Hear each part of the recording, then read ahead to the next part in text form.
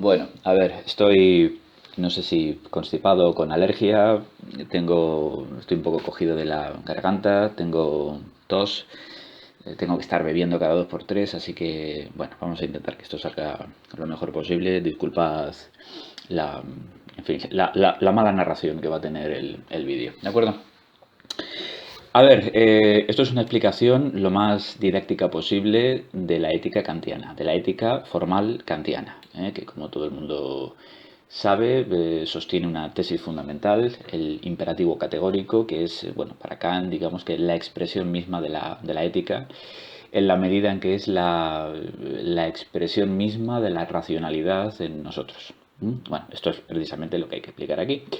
Kant es el filósofo de la Ilustración, por antonomasia quizá. Y bueno, pues como ilustrado que es, lo que hace es buscar un criterio racional en los diversos ámbitos de la existencia humana, ¿no? Todo tiene que estar regido por la razón.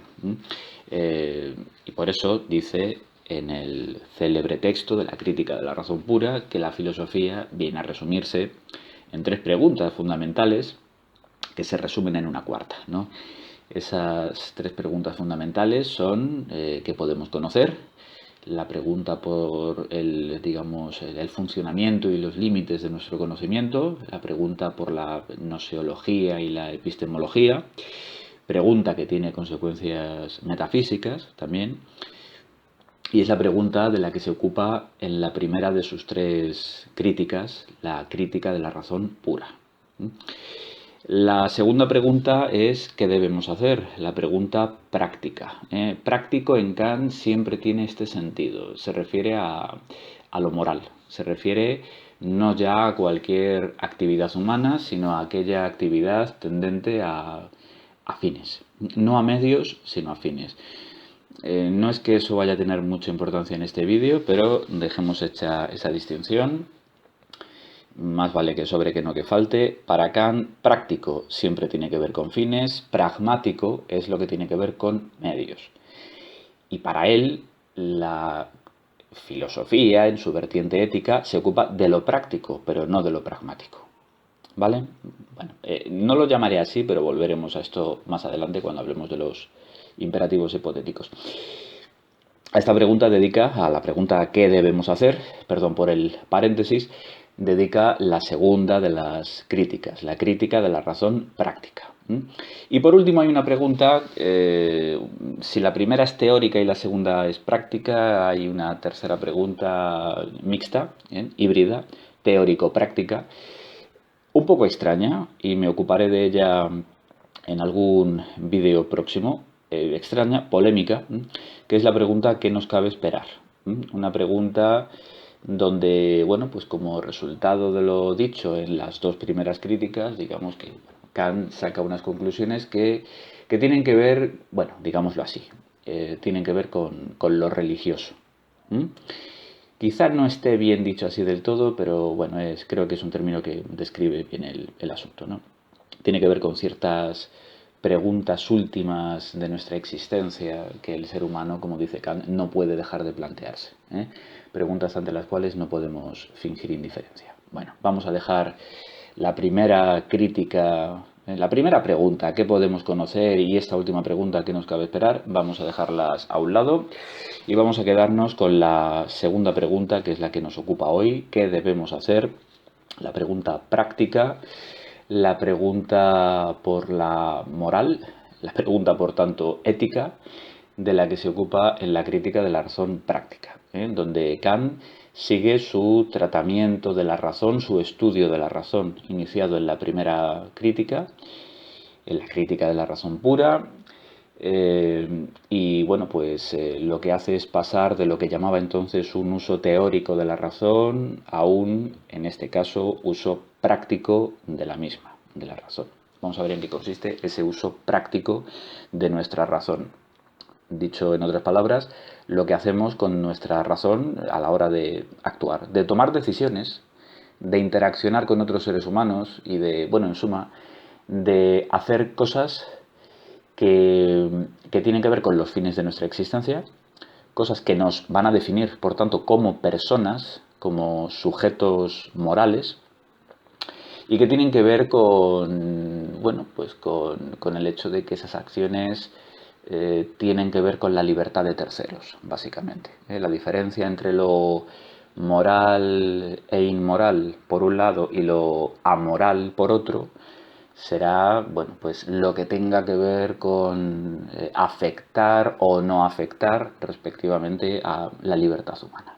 ¿De acuerdo? Bueno, la pregunta es, por tanto, ¿qué debemos hacer? Y lo que plantea Kant en esta crítica de la razón práctica, bastante más breve que la primera, pero para mí más complicada incluso. Un texto difícil, una ética dura, en dos aspectos. Es difícil de comprender.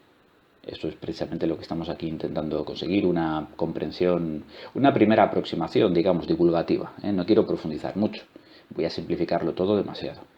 Y es dura también en el sentido de su extraordinaria exigencia, el altísimo grado de rigor que Kant propone con esta ética. Bueno, no es que él lo proponga, él dice que es lo que nos exige la razón, pero bueno, entendámonos, la ética kantiana es una ética muy austera, podríamos decir. Y por eso es una ética estudiadísima, discutida, comentada, más no poder. La bibliografía al respecto es inabarcable para una persona. Pero es una ética que en general, bueno, en el mundillo filosófico no es la que tiene más predicamento, no es la más popular. Hay autores que en general, como Aristóteles, bueno, la mayoría de la gente que se dedica a la filosofía se decanta, más por una ética como la aristotélica, y a Kant se le sacan siempre muchos peros, ¿no? Y no siempre justamente, en ocasiones vienen de malentendidos acerca de lo que dice, porque es verdad que es exigente, pero tampoco lo es tanto como algunos creen. Bueno, vamos al meollo del asunto. Lo que plantea esta segunda crítica, y doy por hecho algún conocimiento acerca de la primera. El que está estudiando esto, pues se supone que ya ha estudiado el uso teórico de la razón, viene de tener ciertas nociones acerca de la crítica de la razón pura, del uso de nuestra razón para el conocimiento, el problema de la sensibilidad, el entendimiento, etcétera. Partiendo de que asumo que se tienen 4 nociones ya de Kant, no de su ética, pero sí de otros aspectos. Bueno, lo que plantea la crítica de la razón práctica es, como en la pura, es un juicio sintético a priori. En realidad, Kant, en sus 3 críticas, siempre está planteando un determinado tipo de juicio sintético a priori, ya sea el determinante en su uso nosiológico, en este caso en su uso práctico, ya sea el juicio de gusto, el juicio estético, en la crítica del juicio, o el juicio teleológico, también en esa tercera crítica. En este caso estamos hablando de un juicio sintético a priori que vincula, no ya como en la primera crítica, una multiplicidad empírica dada en el espacio y en el tiempo que tiene que ser subsumida en segunda instancia bajo formas categoriales, bajo las formas puras del sujeto trascendental, para así ser convertida esa multiplicidad empírica en un objeto de conocimiento, en un fenómeno conocido, sino que en este caso se trata del juicio sintético a priori que vincula la libertad con el deber. Es decir, ¿qué uso de mi libertad puedo yo hacer tal que, siendo yo libre, esté a la vez cumpliendo con mi obligación moral? Es decir, que mi voluntad sea libre, pero siempre a la vez que cumplo con lo que llama Kant la ley moral, la expresión racional de nuestro deber es la ley moral. Bueno, pues ¿en qué consiste esa síntesis a priori que hay entre ellas? Dicho de otro modo, ¿cómo puedo saber yo siempre de antemano qué decisión es la correcta, ¿no?, ante un dilema determinado, ¿no? Siempre a la hora de elegir, yo tengo que poder saber, sin esperar a ver las consecuencias de mis actos, tengo que tener un criterio racional que me diga que, en ese mismo momento, que me diga qué es lo correcto. Un juicio sintético a priori, repito, que vincule mi libertad con el deber, mi voluntad con la ley moral. y eso es lo que, bueno, vamos a ver hacia el final de este vídeo. Eso es el imperativo categórico, precisamente. Ese juicio sintético a priori es el imperativo categórico. Pero vamos a ir paso a paso, ¿eh? Esto al principio parece un poco lioso, pero realmente si lo vamos desbrozando, realmente pues no es una cosa tan difícil. Y vamos a empezar por aquí. Vamos a ver. El problema del deber pasa inevitablemente por la cuestión de la libertad, nos dice Kant. Solo un sujeto racional, autoconsciente y libre, dueño de sí mismo, es un sujeto susceptible de responsabilidad moral. Solo en ese caso sus acciones pueden serle imputadas, para bien o para mal, ¿no? De modo que para saber en qué consiste el deber, para responder a la segunda de las grandes preguntas de la filosofía, ¿qué debemos hacer?, lo primero es aclarar en qué consiste la libertad, ¿vale? Aquí voy a ir un poquito rápido. Hay en principio dos planteamientos contrapuestos. Estaríamos ante un cierto dilema, ¿no? Entender la libertad como hacer lo que me plazca en un momento dado, lo que llama Kant la indeterminación de mi voluntad, carezco de norma. Nadie o nada me dice qué tengo que hacer, de modo que en cualquier circunstancia puedo tomar cualquier decisión, la que fuera, indistintamente. Entender la libertad, el libre albedrío, como sencillamente como no estar sujeto a nada, ser como, bueno, pues como una veleta que se mueve en la dirección del viento. Y esto es lo que vamos a ver que no es la libertad para Kant, lo que no puede ser la libertad en absoluto. O sea, aquí hay una paradoja, una aparente paradoja, una aparente contradicción que al que se inicia en Kant le puede parecer tremendamente chocante, ¿no? Y es que Kant nos dice que cuando no tengo normas que seguir, no soy libre. Y eso precisamente es lo que el sentido común, el sano sentido común, nos dice que es la libertad. Y Kant dice que no, que carecer de normas, que carecer de algún tipo de obligación, de compromiso, de responsabilidad, eso no es la libertad. Eso es un comportamiento realmente animal. Eso consiste en dejarnos llevar por nuestras inclinaciones animales. Inclinación es la palabra que emplea Kant en su lenguaje dieciochesco para referirse a los instintos, vaya, ¿no? A las pulsiones, a los impulsos fundamentales del ser humano, movidos siempre por determinados apetitos, determinadas querencias biológicas, podríamos decir, ¿no? Directa o indirectamente. Me dejo determinar por algo empírico, por algo que está fuera de mí, por así decirlo. Puede que esté dentro de mí, ¿eh? O sea, mi cuerpo soy yo, vamos, pero claro, en la medida en que mi racionalidad se deje inclinar por mi animalidad, por mi cuerpo, vaya, se está dejando arrastrar por algo que no es ella misma, ¿eh? Y somos nuestra razón, dice Kant. Somos en última instancia como sujetos morales, somos nuestra racionalidad, de modo que si te dejas llevar por esa inclinación realmente no estás siendo libre, ¿no? Hablaba antes de una veleta al viento. Bueno, pues una veleta al viento puede creer, imaginemos que está viva, que es una veleta de Walt Disney, un dibujo animado veleta, y que tiene ojos y boca y habla y dice cosas, ¿no? Y bueno, pues esa veleta, apuntando siempre en la dirección del viento, creería ser libre, creería estar haciendo lo que a ella le apetece. Pero realmente no, o sea, no tiene otra opción que dejarse arrastrar, bueno, apuntar en esa dirección. La libertad va a ir por otro lado, para Kant. Por otro lado, que es muy paradójico, la libertad no consiste en carecer de normas, consiste precisamente en tenerlas. La libertad consiste en tener una norma que obedecer. La libertad es obediencia, dice Kant, ¿no? Y más paradójico que este punto, pues no parece que pueda haber otra cosa, ¿no? O sea, que yo no soy libre, Kant, le podríamos preguntar, yo no soy libre cuando hago lo que me da la gana, sino que soy libre cuando obedezco normas. Y Kant diría, sí, exactamente. Eres libre cuando tu voluntad tiene un fundamento sólido de determinación, cuando te sometes a una norma. Y claro, lo que vamos a ver es que esa determinación, eso que determina mi voluntad, no puede ser otra cosa que la razón. La razón, la razón pura práctica o simplemente razón práctica, porque en este caso decir eso es redundante. ¿Vale? Así que bueno, como veis en la pantalla, tachamos la primera opción, no nos vale.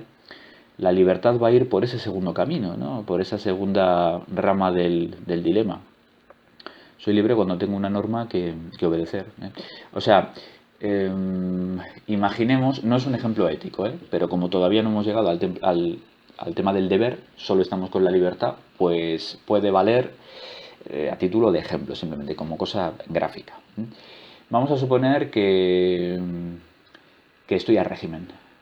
Tengo que perder unos kilos porque, bueno, me conviene y sé que tengo que seguir un régimen más o menos estricto. Entonces, la cuestión es, va a llegar un momento en que esté desesperado por el hambre.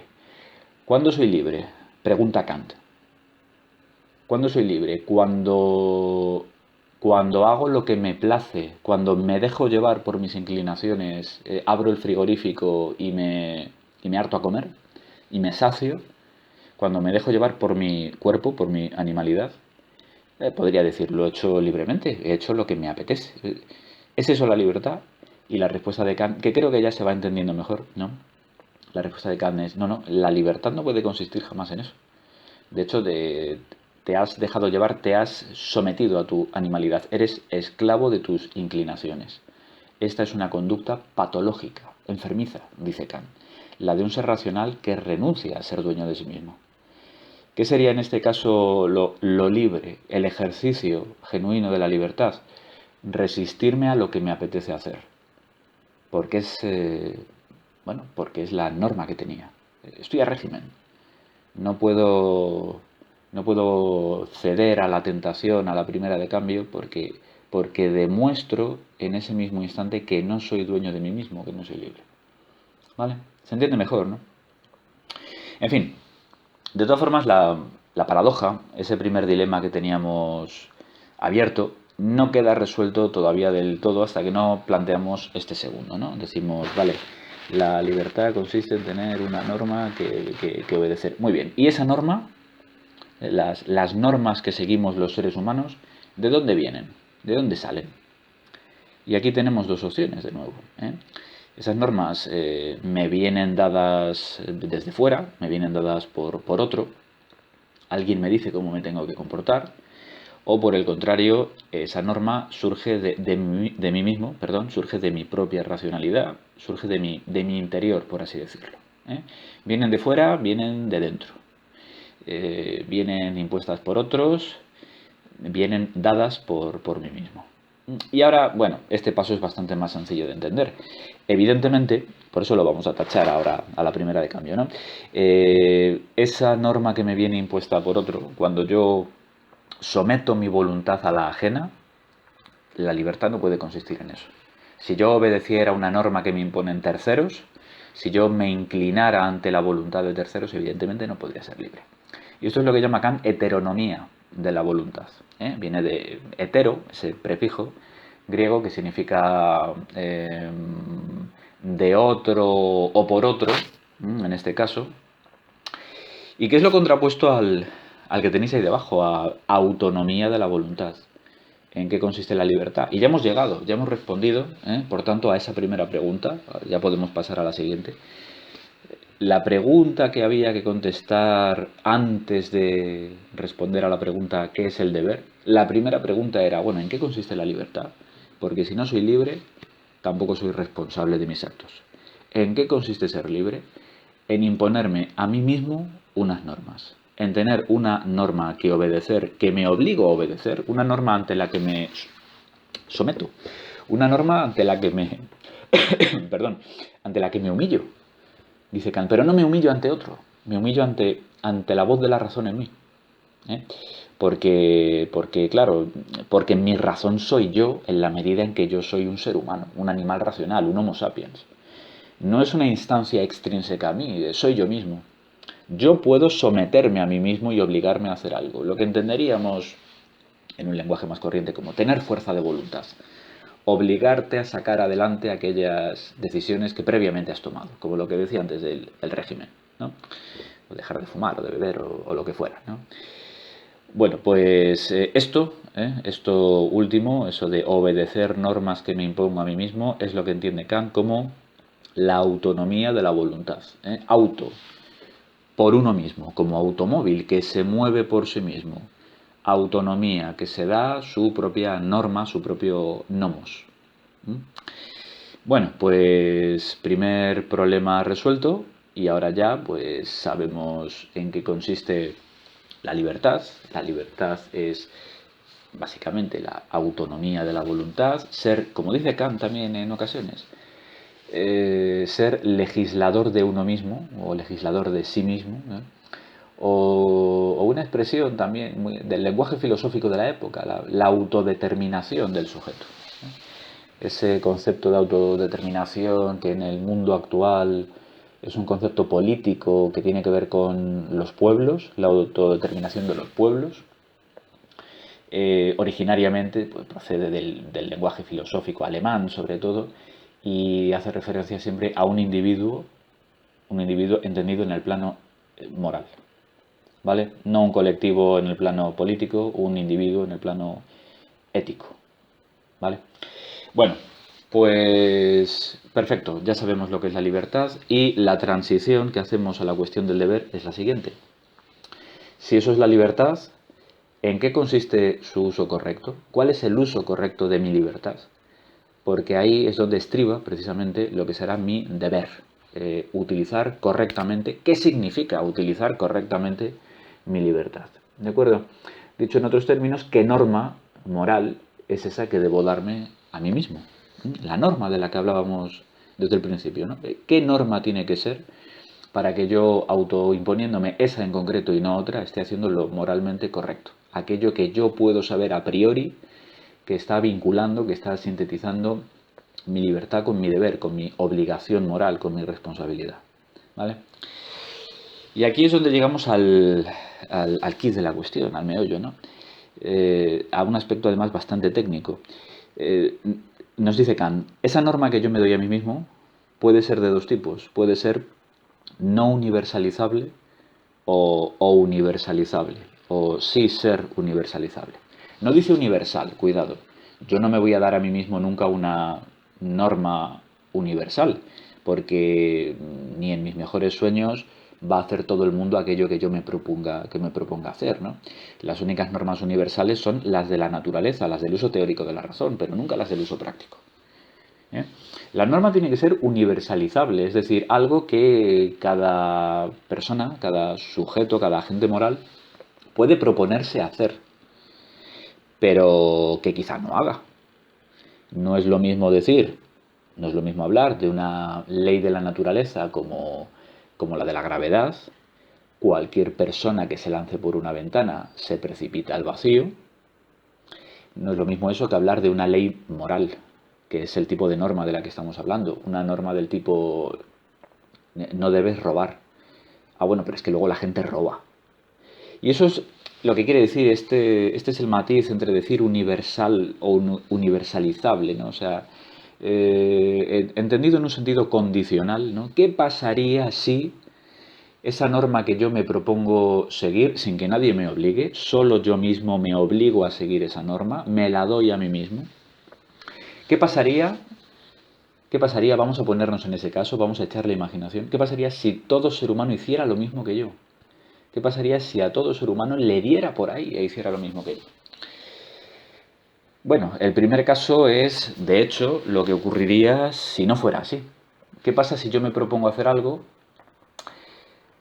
A ver cómo explico esto. ¿Qué pasa si yo me propongo hacer algo que al hacerlo choca con la libertad de otros?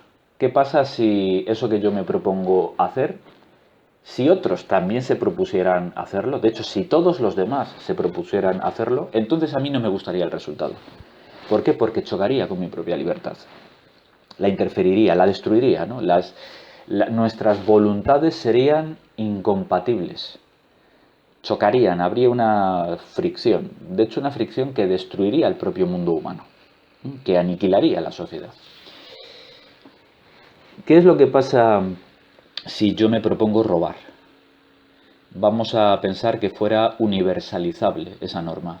Yo me propongo robar cada vez que tenga ocasión.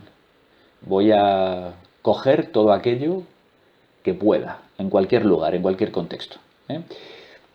Podría decir robar, podría decir mentir o matar o lo que sea, el ejemplo que más os guste, ¿no? Pero este está bien. Vale, yo me propongo robar siempre. Si yo me propongo robar siempre y mi norma fuera universalizable, tengo que imaginar, es que entonces todos los demás también se van a proponer robar. Y yo puedo querer robar a los demás, pero ¿puedo yo querer a la vez que los demás me roben a mí?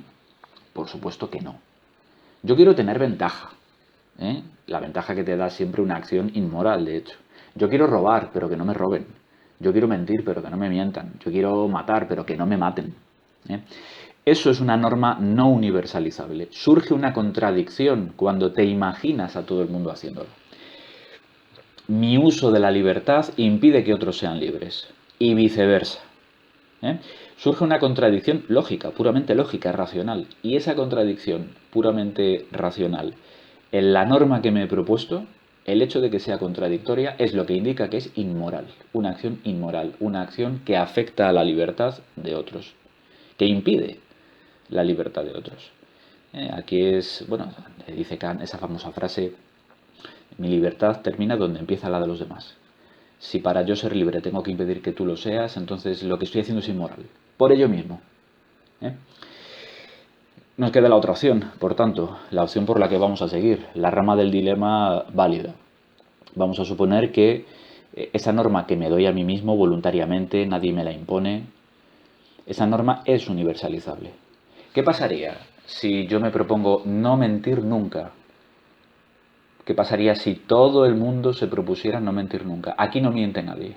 Todo el mundo es sincero siempre. Hombre, bueno, surgiría algún tipo de roce, no cabe duda, pero bueno, en principio se entiende, ¿no? Y si no, pensemos en, como decía antes, en robar o matar o lo que fuera, ¿no? Yo me propongo no mentir, no robar, no matar, respetar a mi padre y a mi madre. ¿Qué pasaría si todos los demás a la vez se propusieran eso mismo? ¿Surgiría alguna contradicción, algún choque? ¿Nuestras libertades se interferirían, se destruirían mutuamente? Evidentemente no. No, y precisamente, ya está, ya está. O sea, ahí radica, en esa no contradicción racional, lógica, ahí radica la moralidad de mis actos.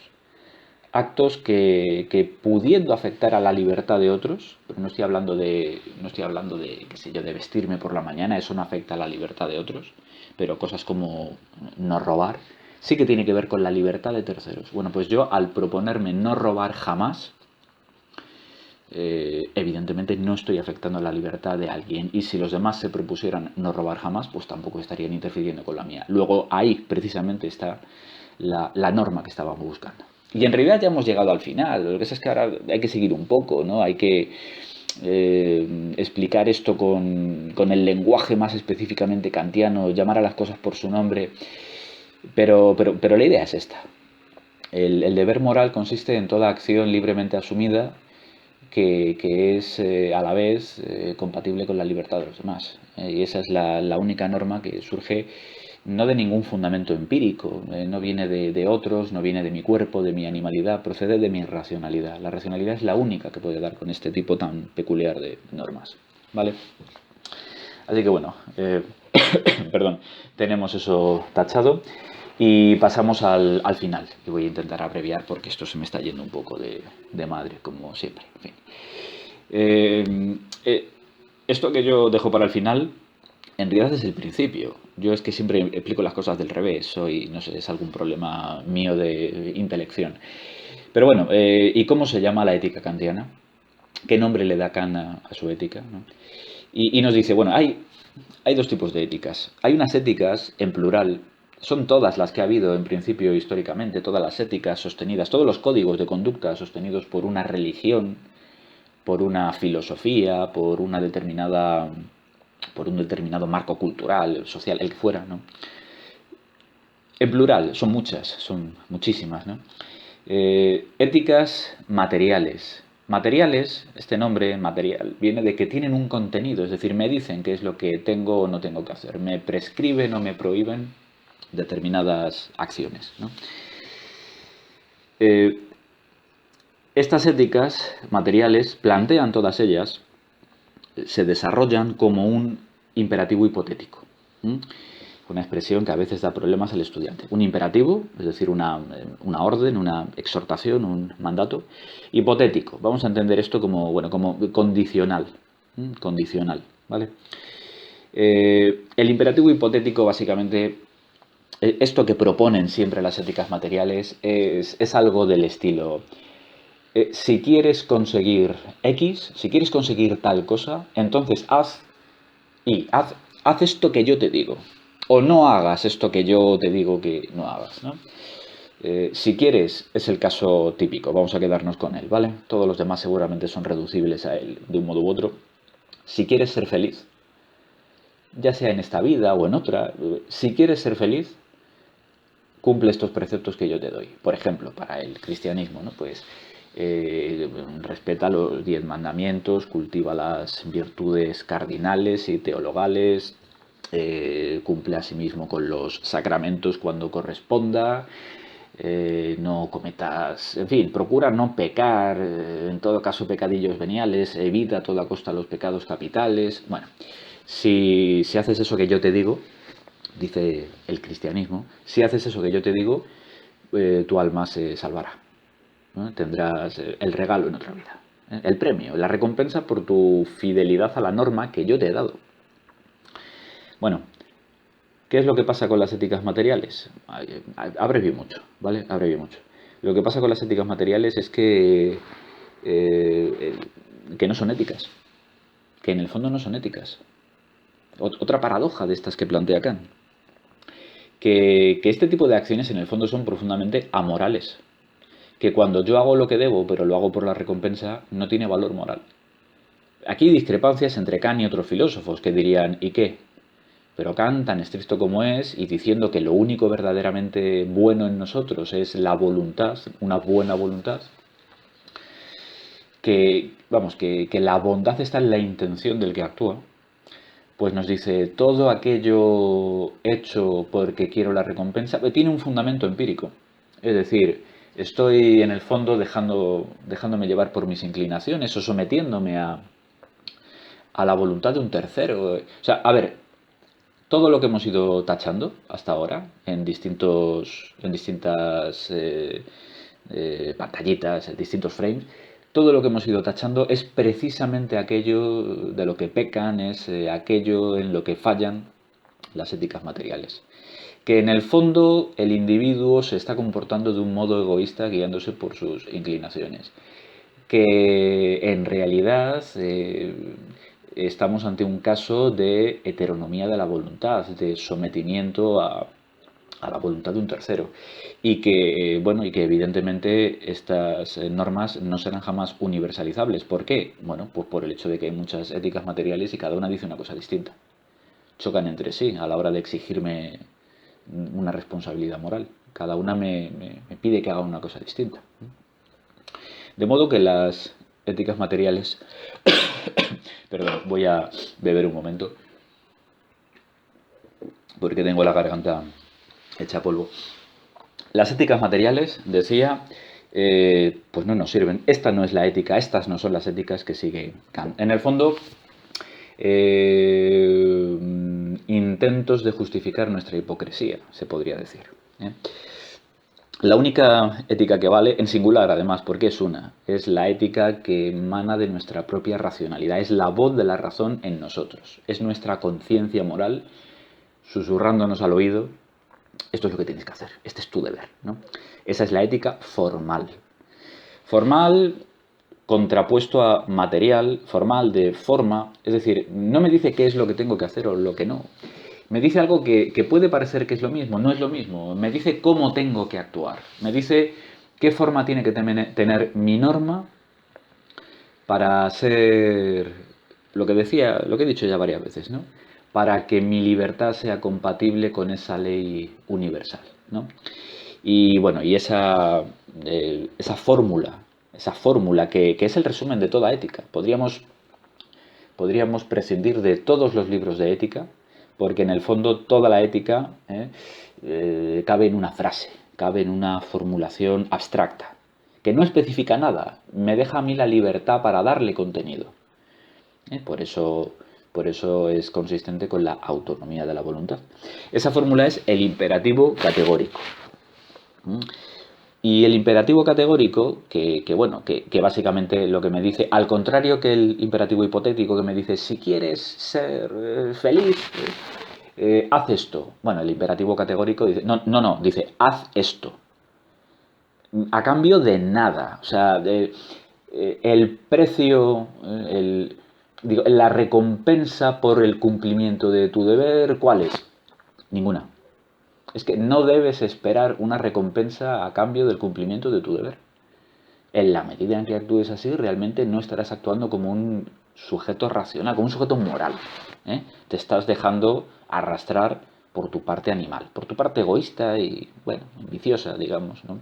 La virtud va a radicar precisamente en eso, en que, como dice Kant, tenemos que actuar buscando siempre ser merecedores de la felicidad, pero no buscando nuestra propia felicidad, no buscando nuestra propia satisfacción. Ahí hay un matiz crucial, absolutamente crucial, ¿de acuerdo?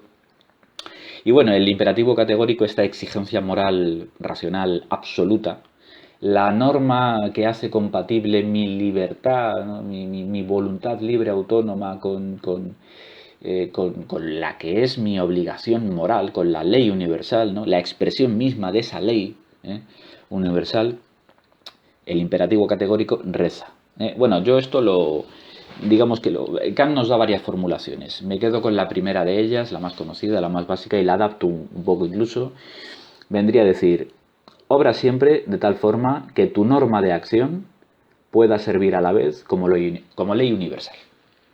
O sea, eso que tú te propones libremente sin que nadie te lo imponga y que te obligas a hacer a ti mismo además, es aquella norma que sea a la vez universalizable, lo que dijimos varias pantallitas más atrás, hace varios minutos. Eso, precisamente. Aquello que pudiera hacer cualquier otro, si me pongo en el lugar de cualquier otro, una expresión muy kantiana, aquello que cualquier otro tendría la obligación de hacer porque es el único ejercicio posible de la racionalidad, de la libertad, que es a la vez compatible con la libertad de los demás. ¿De acuerdo?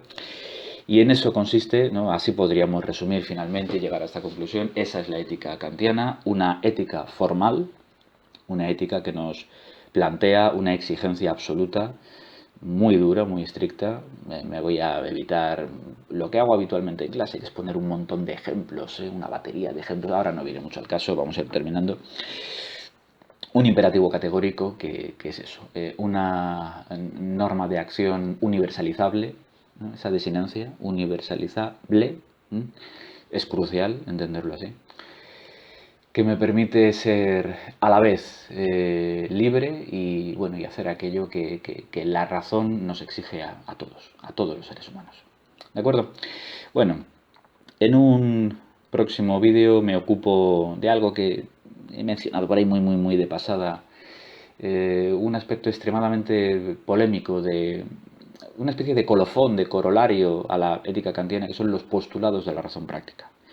No los meto en este vídeo porque conocerlos no es indispensable para entender su ética. De hecho, seguramente sean muy prescindibles para entender su ética, pero ahí están, los desarrolla y les da una importancia crucial, con independencia de su coherencia o incoherencia.